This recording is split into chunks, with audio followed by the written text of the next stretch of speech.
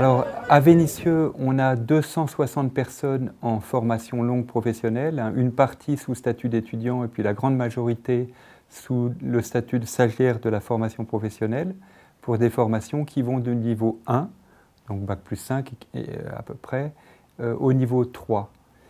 Donc sur les thématiques du support, hein. Tu connais bien la logistique, l'administration, la coordination de programmes et puis la conduite de projets d'eau, hygiène et assainissement. Et puis également un programme de formation courte en Afrique ou sur demande pour des organisations, que ce soit des organisations internationales ou des organisations de solidarité. Ces 3 dernières années en Afrique, on a formé plus de 400 personnes, donc sur des thématiques très variées. Et puis bien sûr, on intervient avec l'UNICEF dans le cadre des clusters sur l'eau et l'assainissement, et également des aspects techniques de la logistique, hein, la gestion d'un parc véhicule et autres, donc pour différents acteurs qui expriment un besoin spécifique. Alors c'est vrai que depuis 27 ans, ça fait une paye, comme on dit, hein, ça fait pas mal de gens qui sont passés par Bioforce. Surtout qu'on a bien développé la présence dans les formations ces dernières années, hein, 260, ça commence à faire. Donc on peut estimer qu'il y a plus de 3000 personnes qui sont passées dans les formations. Et la dernière enquête qu'on avait faite montrait à peu près la moitié de cette population qui était encore dans la solidarité internationale ou nationale.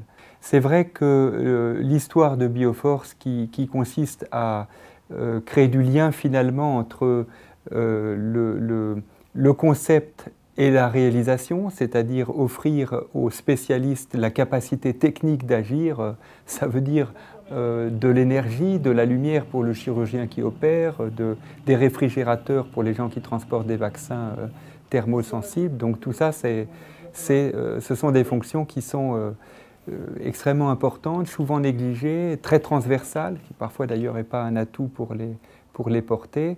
Et ça, on l'a conservé. On a néanmoins développé d'autres compétences plus managériales je l'ai dit, sur la coordination de projet. Et également, on voit l'évolution sur l'eau et l'assainissement d'une formation technique qui s'appelait d'ailleurs TESI, technicien eau et assainissement, et qui devient responsable de projet eau, hygiène et assainissement. Donc on a accompagné aussi, en fonction des besoins, quelque part une évolution des compétences. On cherche à être très cohérent sur cette notion de fonction support. On veut offrir aux spécialistes pointus un cadre de travail qui leur permet d'être performants.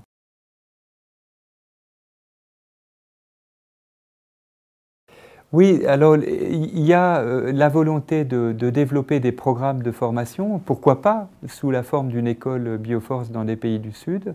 Il y a également la forte volonté, et je dirais que c'est le défi le plus difficile que l'on a à relever à Bioforce, continuer à intégrer en nombre significatif, hein, j'estime que 20% c'est un minimum, de gens du Sud dans les formations Bioforce. Donc encore une fois, non seulement parce que c'est un devoir éthique, mais qu'en plus c'est une condition de réussite des formations. Et comme on l'a dit, on voit passer 260 personnes par an dans ces formations. Donc ce brassage est une condition qui va influencer en matière de ressources humaines l'état d'esprit, mais fondamentalement, c'est-à-dire la base même, la capacité comportementale et relationnelle des futurs acteurs de l'humanitaire. Et quand on pose la question de savoir quel est l'enjeu de ressources humaines pour demain, j'estime que c'est celui que je voudrais mentionner en premier en tous les cas.